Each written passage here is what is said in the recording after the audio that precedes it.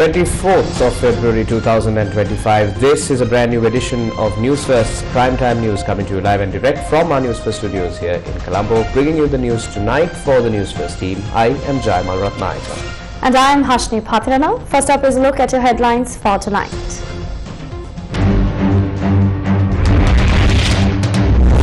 Defense Secretary issues order to arrest military deserters. Gunman in Ganemule Sanjeeva murder case held in detention. Lawyers urge that suspect is not taken to any location without court order. Is the issue the underworld or national security? Prime Minister Harini clarifies.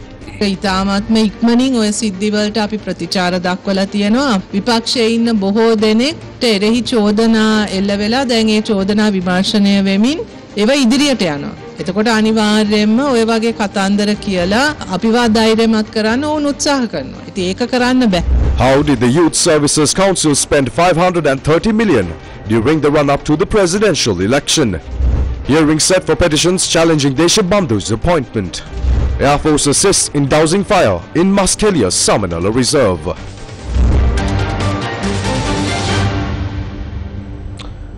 On to your top story for tonight. Sri Lanka's Defence Secretary has issued orders for the immediate arrest of armed forces deserters. Defense Secretary retired Air Vice Marshal Sampath Thuyakonta has issued an order for the immediate arrest of all members who have deserted the armed forces. The directive to the commanders of the three armed forces noted that all military personnel who have left their posts without notice should be arrested immediately. Evidence related to the courtroom assassination of Ganemule Sanjeeva was recorded in the presence of Chief Magistrate Thanuja Lakmali in Colombo. Evidence was recorded from several officers who were present in the courtroom during the shooting incident. The recording of evidence was led under the supervision of a sergeant from the Colombo Crimes Division. Police Constable Anura Vijayasiri, attached to the Palligoda Crimes Division, testified that the Special Task Force was present near the courtroom at the time of the incident. Translated excerpt. Court proceedings began around 9:30 am that day. Due to the use of Skype for the hearing, civilians were removed from the courtroom. The court staff, prison officers, police officers and lawyers remained inside. Around 9:45 am, prison officers brought a suspect into the courtroom and seated him on a bench near the cell. Later, his case was called. Subsequently, an individual resembling a lawyer approached the suspect in the dock and opened fire, discharging approximately 5 shots. People inside the courtroom began shouting that a lawyer had fired the shots. The shooter then opened the door and fled. STF officers were stationed near the door. I'm unsure if they were present at the exact moment of the incident, but I saw STF officers on the stairs. End of translated excerpt. Priyantha Pushpakumara Samranayaka, a lawyer present in the courtroom during the incident, also provided testimony today. Translated excerpt. Prison officers presented the suspect in the dock. The magistrate asked the suspect if he had bail, to which he replied no. The magistrate then questioned the prison officers on why the suspect was brought without a court order.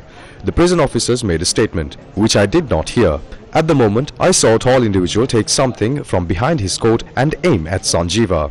I heard approximately 5 gunshots. The shooter then placed the pistol on the ground and exited through the door. End of translated excerpt. Further evidence examination has been postponed to the 27th of this month. In addition, Chief Magistrate Thanuja Lakmali ordered that 3 other suspects arrested in connection with the assassination of Ganemule Sanjeeva case be remanded until the 7th of March. Samido Dilshan Piyumanga Khandanarachi, suspected of carrying out the shooting, and the van driver who allegedly assisted his escape are being further detained and questioned under detention orders. Senior counsel Ajit Pathirana, representing the suspected shooter, requested that the 2 detained suspects not be taken to any location without court permission. Lawyers reminded the court that permission was granted last Friday for 2 lawyers to meet the suspects. Counsel requested that the investigation officers be instructed to continue implementing the order in the same manner. Additionally, senior counsel Ajit Pathirana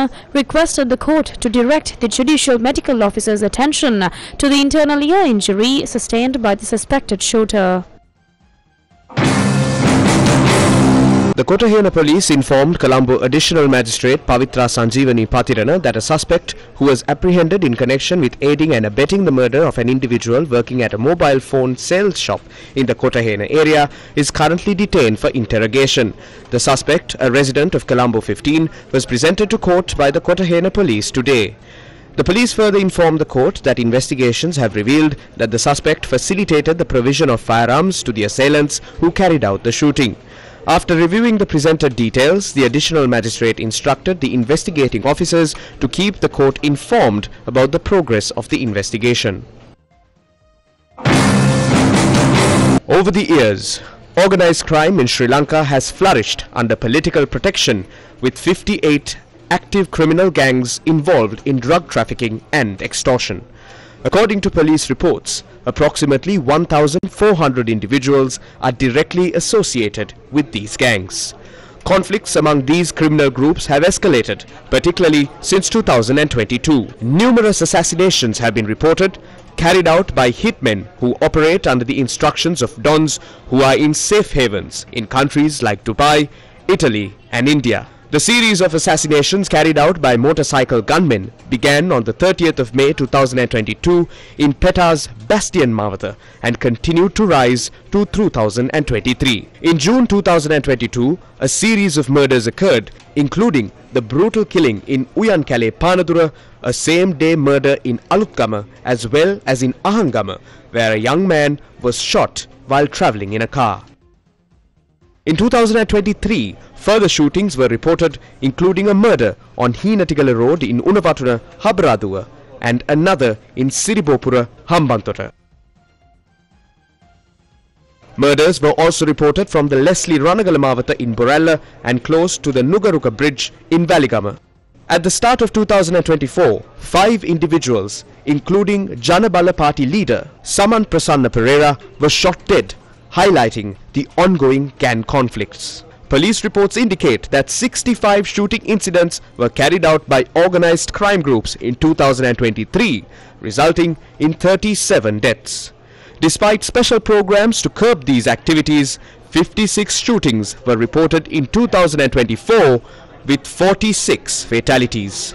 Since the 1st of January 2025, there have been 11 shooting incidents resulting in 15 deaths. The murder of crime boss Ganemule Sanjeeva inside the courtroom has brought the issue of gang conflicts into the political spotlight. Opposition leader Sajith Premadasa stated in Parliament that these murders pose a threat to national security. This is indeed a significant issue for national security. The culture of murders among these gangs is a serious threat to national security. When the heinous murder occurred in the courtroom, several media outlets had the colour image of the woman who was involved, and the intelligence report, along with a colour photo of the woman, was available. The intelligence report had been received by the security and law enforcement agencies. We were informed in this assembly that the attack was planned in the Gampaha area. Given the information on national security and the reports with colour photographs, I believe the country needs a clear explanation regarding this security lapse.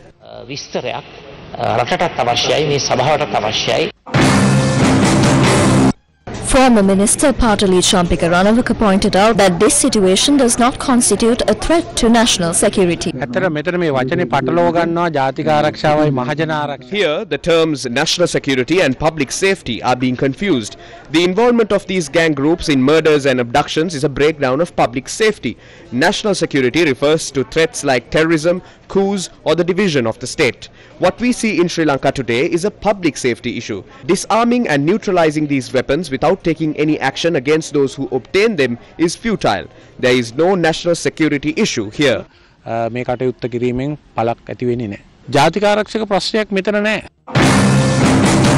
Sarath Weerasekara, who served as the public security minister under former President Gotabaya Rajapaksa, also expressed his views at a media briefing today.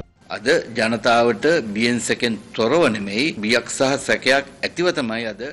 people are walking the streets with fear and suspicion. The reason is that since this government came to power, it has ridiculed and undermined the concept of security. They removed roadblocks, dismantled some checkpoints, and destroyed security posts. In simple terms, these actions were taken to please the gallery. ආශ කළා සාමාන්‍ය වචනෙන් කියනවා නම් ගැලරිය තෘප්තිමත් කරන්න තමයි මේ වගේ දේවල් කළේ. National People's Power MP Sunil Ratnasiri highlighted that those who sacrificed over 300 innocent lives for power are now speaking about national security. අපි කවදාවත් හිතන්නේ නැහැ කාලා බීලා මූණ හොදගෙන පල්ලියකට යනකොට මරණය හොයාගෙන මේ ගියේ කියලා. We never thought that when people went to church, they would be seeking death. The people believed they were going to the safest place. Over 300 innocent lives were sacrificed for power. Although those parliamentarians are no longer in parliament, they are still active outside. Now there are shootings in various places. If someone was giving evidence against them, they would be killed. Even the person who was living close to Namal Rajapaksa's ancestral home was killed along with his 2 children. Namal Rajapaksa came to parliament crying and shouting that national security is at risk. I said in parliament that the person who planned the murder of Club Vasanta cried the most after the murder.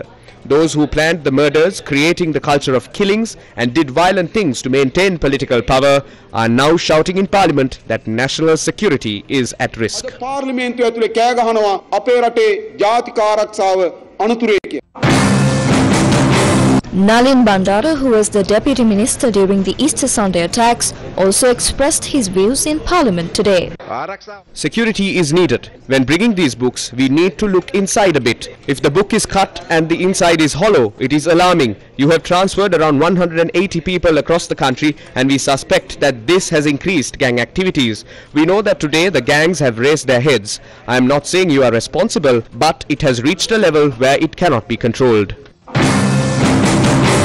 MP Lakshman Nipunarachi responded in Parliament today. Bicycle chain වලින් පටන් ගත්තේ සම්පූර්ණයෙන්ම 80 ජූලි වර්ජනය මර්ධනය කළා. It started with bicycle chains and it led to the complete suppression of the July strike. The underworld of those who used bicycle chains for suppression is now at the forefront. There was a J.R. Premadasa government. Sometimes I wonder if the sons of those fathers who are in parliament today understand what happened. Sotyupali came during J.R.'s government. Bedagane Sanjeeva came during Chandrika's government. From there, it was Vambota, Bonchiranja, Carrot Vimala and every vegetable stand had someone in the underworld. If there is a conflict between the underworld gangs, why are the MPs in parliament afraid? Why do MPs need protection when the underworld is fighting? It proves that there is a connection between the underworld and politicians. ආණ්ඩුපක්ෂයේ මන්ත්‍රී කෙනෙක් වෙලා. එහෙමනම් පාතාලේ අතර ගැටුමක් තියෙද්දි පාර්ලිමේන්තු මන්ත්‍රීවරයා බය වෙන්නේ මොකටද? මාර වැඩක් නේ. ඔප්පු කරනවානේ පාතාලේ හා දේශපාලක අතර සම්බන්ධයක් තියෙනවා කියලා. Prime Minister Dr. Harini Amarasuriya emphasized that the government has responded swiftly to recent incidents. She responded to various accusations raised by different parties. අපේ ආණ්ඩුව ජාතික ආරක්ෂාව තහවුරු කරන්න කළ යුතු සියලු දේ අපි කරනවා. ඒක ඉතාමත් Our government is doing everything necessary to ensure national security. We have responded very quickly to these incidents and have taken action against those responsible regardless of their official positions. Therefore, no one should be afraid. The opposition, lacking any substantial issues, is making noise over any incident they can find. Many in the opposition are currently under investigation for various accusations. And as these investigations progress, they are trying to discredit us with baseless stories. But this won't work because we have not lied to the people. The public is very clear about what we are doing. There should be no doubt about national security. We have not forgotten the past incidents where the topic of national security was used for political gain. The people of this country remember those actions. Therefore, we must reject the use of these incidents for narrow political purposes. There is no issue regarding national security. We trust that our armed forces and police are doing everything necessary. මේකත් ඒ විදියටම එවැනි ඉතාමත්ම පටු දේශපාලන අවශ්‍යතාවයන් වෙනුවෙන් මේ සිද්ධි පාවිච්චි කරන එක මම හිතන්නේ අපි හෙලා දකිය යුතුයි. මේක එහෙම දෙයක් නෙවෙයි. ජාතික ආරක්ෂාව පිළිබඳ කිසිම එකක් නැහැ. අපේ ඒට අදාළව ත්‍රිවිධ හමුදාවත් අපේ පොලිසිය කළ යුතු දේ සියල්ලම ඒ වෙනුවෙන් කරනවා කියලා අපිට විශ්වාසයි.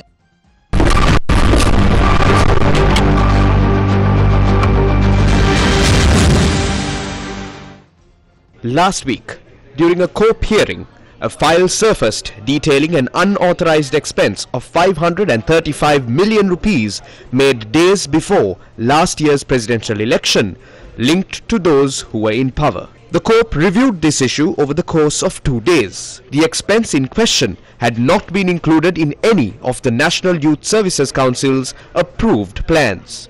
The money was allocated for a project named Smart Youth, as well as several other initiatives. The President's office had agreed to direct a portion of the funds to the ministry. The funds had been utilized.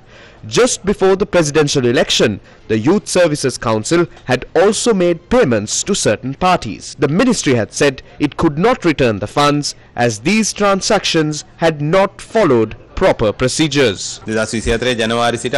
From January to August 2024, around 9 programs were conducted and close to 535 million rupees have been spent.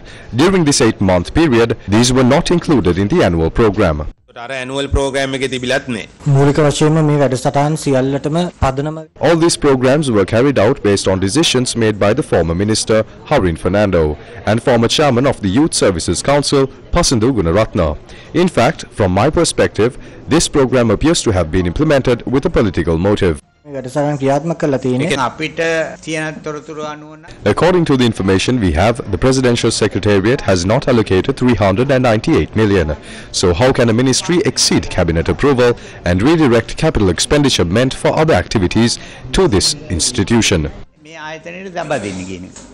No, the Presidential Secretariat allocated funds for us on August 30th, 2024. It was provided to the Ministry under Financial Regulations to be directed toward this project implemented by the Youth Services Council. That letter is with me.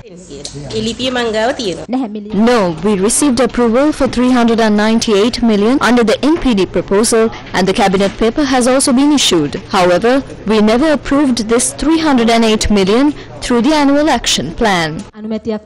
Smart Youth We received 308 million for Smart Youth. We instructed the Youth Services Council to utilize the funds and submit the bills, after which we would obtain the funds from the Treasury to reimburse them. However, due to shortcomings in the submitted vouchers, we were not paid. The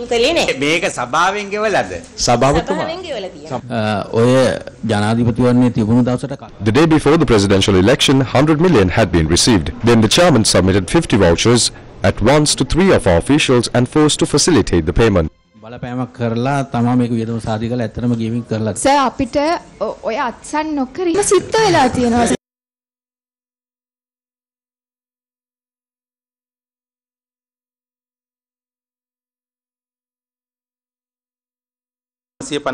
මුදලක් වියදම් කරලා තියෙනවා. මෙන්න මේ වියදම් කවුද කරේ? කොහෙන්ද? කවුද ඒක අනුමත කළේ? සභාපතිතුමාගේ අස්තනින් සමන්වේක නායක මහත්මයාට ලියුමක් යොමු කරනවා මේ අවුරුදු 30ක් සඳහා ප්‍රතිපාදන ලබා දෙන ඉල්ලීමක් කරලා ලියුමක් යවලා තිනවා සභාපතිතුමාගේ අස්සනින්.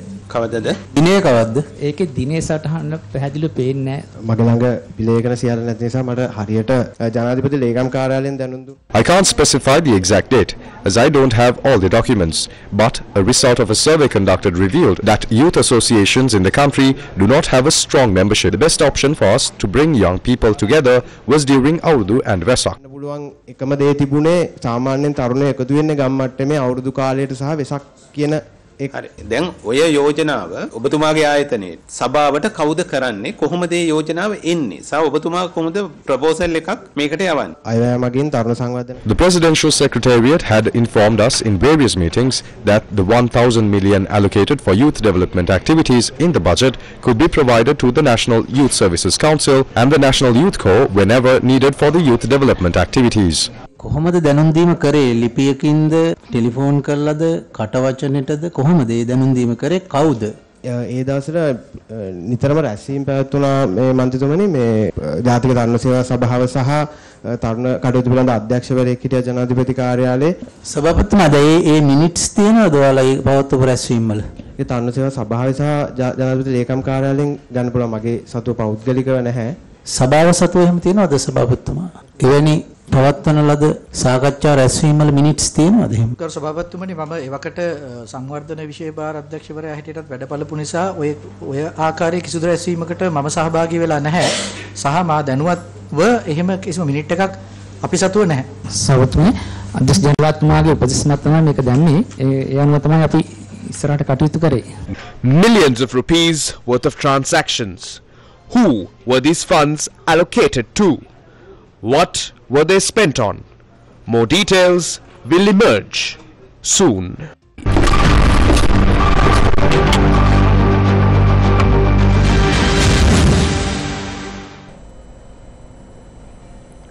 The Supreme Court has scheduled hearings for 9 fundamental rights petitions challenging the appointment of Deshabandhu Thennakoon as Inspector General of Police.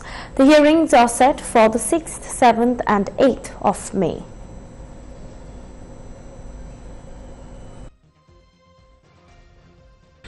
The petitions, which argue that Deshabandhu Thennakoon's appointment violates the constitution, were brought before a 5-judge bench comprising Justices P. Padman Surasena, Yasantha Kodagoda, A.H.M.D. Nawaz, Shiran Gunaratna and Achala Vingapuli. Representing Thennakoon, President's Counsel Romesh De Silva stated that the Supreme Court has already issued an interim order preventing Thennakoon from performing his duties as IGP. He requested the court to expedite the hearing of the petitions. The petitions were filed by several parties, including His Eminence Malcolm Cardinal Ranjit and the Young Journalists Association, who argue that the Constitutional Council's recommendation for Thennakoon's appointment was unlawful. Newsfirst with the people. The 58th session of the Human Rights Council is currently underway. A delegation including Foreign Minister Vijitha Herath is in Geneva for the UNHRC session. An oral update on Sri Lanka by the Office of the High Commissioner for Human Rights is expected on the 3rd of March.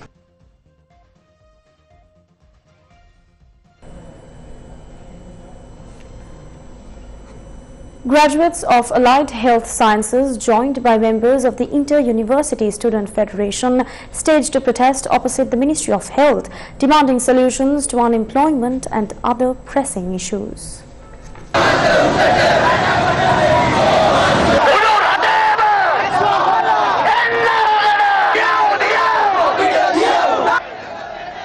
The protesters marched from Vihar Mahadevi Park to the Ministry of Health, where they staged a protest. The protest also caused disruptions to traffic on one lane of the road.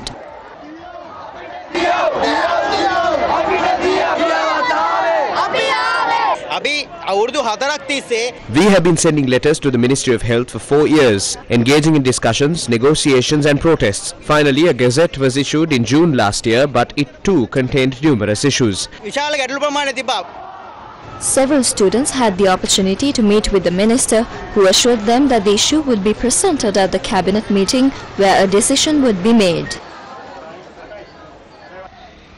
Meanwhile, another protest was held opposite the University of Sri Jayawardhanapura, highlighting several issues faced by Allied Health Sciences graduates, including unemployment.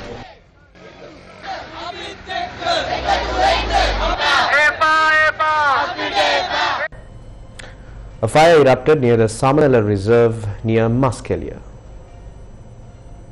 A fire had broken out in the Samanala Reserve near Hamilton Estate in Muskelia.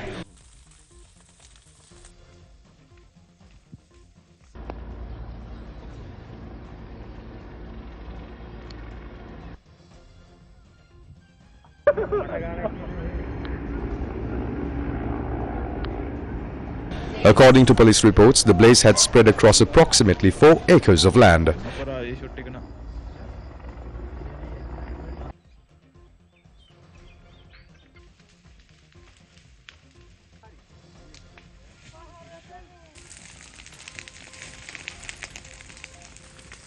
The Sri Lanka Air Force has deployed a Bell 412 helicopter to assist in extinguishing the fire.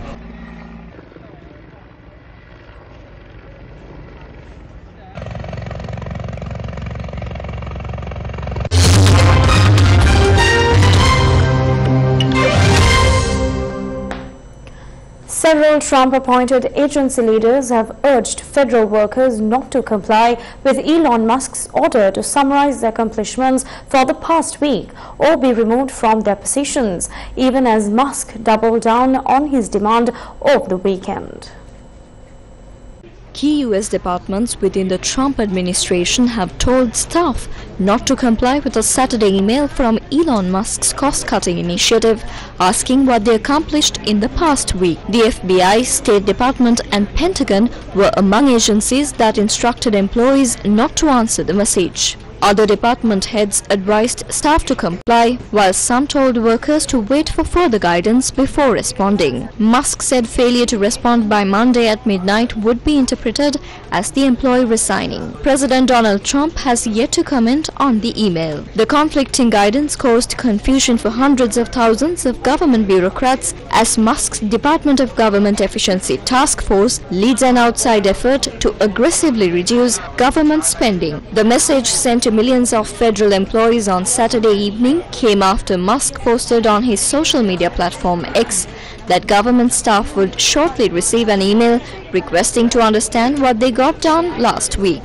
The Office of Personnel Management, the federal government's human resources agency, confirmed the email was authentic. FBI Director Kash Patel told personnel to pause any responses and stated that the agency would handle internal reviews independently. A State Department official clarified that no employee is obligated to report their activities outside of their department chain of command. The Department of Defense echoed these sentiments. The American Federation of Government Employees condemned the move, with Union President Everett Kelly stating that it is cruel and disrespectful to force government employees, many of whom are military veterans, to justify their jobs to Musk, whom he described as an out-of-touch, privileged, unelected billionaire. The union, representing over 750,000 federal workers, vowed to challenge any unlawful terminations. Since taking over Doge, Musk's team has aggressively cut thousands of federal jobs,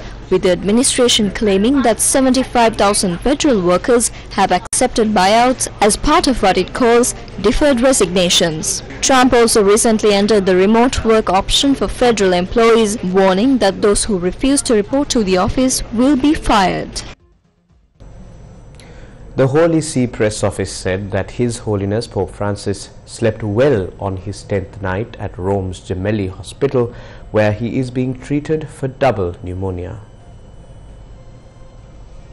The Pope is receiving treatment for double pneumonia at Rome's Gemelli Hospital. Last evening, the Holy See Press Office said he has not experienced any respiratory crises since Saturday morning. Vatican News said that Pope Francis had received blood transfusion to bring up his hemoglobin levels. The Vatican has said that blood tests also showed the Pope had initial mild renal insufficiency, a kidney problem that is currently under control. The Pope was admitted to Rome's Gemelli Hospital on the 14th of February after experiencing breathing difficulties for several days, where he was first treated for bronchitis before being diagnosed with pneumonia in both lungs. Early on Sunday, the Pope issued a statement asking Catholics to pray for him after he was unable to deliver the traditional Angelus prayer in person for the second week running. The pontiff is particularly susceptible to pneumonia, an infection of the lungs that can be caused by bacteria, viruses or fungi. After he contracted pleurisy and inflammation of the lungs as a young man and underwent a partial lung removal.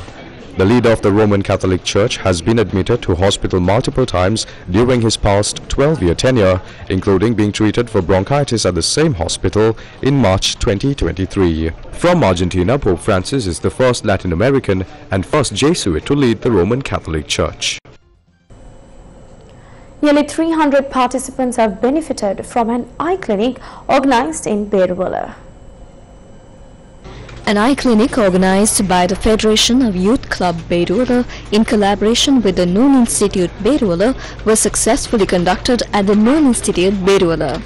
The initiative provided essential eye care services to nearly 300 participants, ensuring they received the necessary medical attention and support.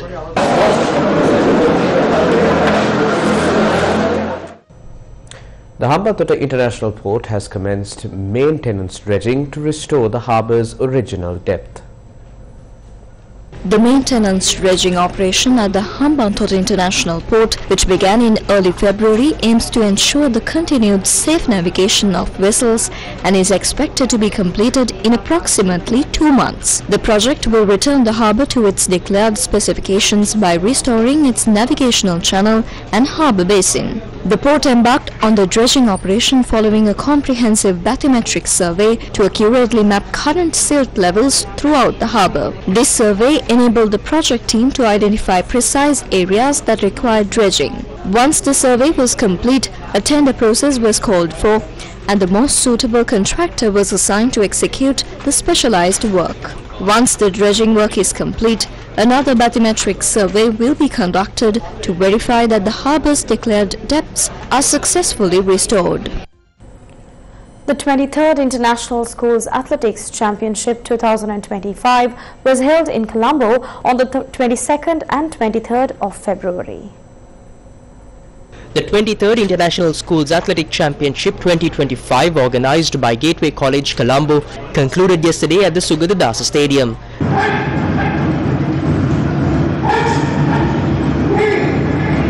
The event saw the participation of student athletes from international schools across the nation. Lyceum International School, Watfella, claimed the championship title, while Gateway College, Colombo secured the runner-up position.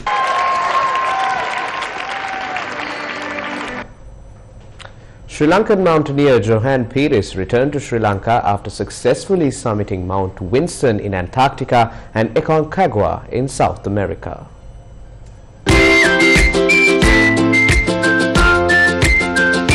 Happy headlines.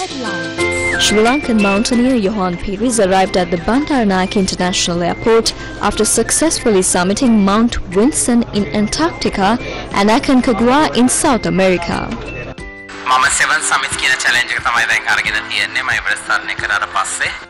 I have taken on the 7 Summits Challenge, and after summiting Mount Everest, I accepted the challenge of climbing the highest peak on each of the 7 peninsulas. On the 4th, I travelled to Antarctica and successfully summited Mount Vinson. From there, I headed to Argentina to conquer the highest mountain in South America. After 2 months spent navigating these mountains, I returned to Sri Lanka, having now completed 6 of the peaks. Only one remains, Mount Denali in Alaska, which I plan to summit in May. Completing this journey will make me one of the few, as only about 400 people in the world have achieved this feat. This accomplishment is very important to Sri Lanka, and I am deeply proud to have carried our flag to the highest points on earth. It is a powerful reminder to the world that even though Sri Lanka is a small country, we possess the strength and determination to take on any challenge and reach the highest of heights. If we set our minds to something, we can achieve it. Happy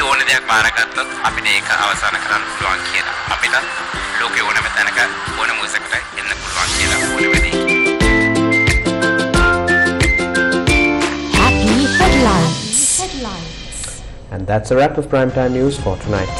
Thank you for watching. Good night.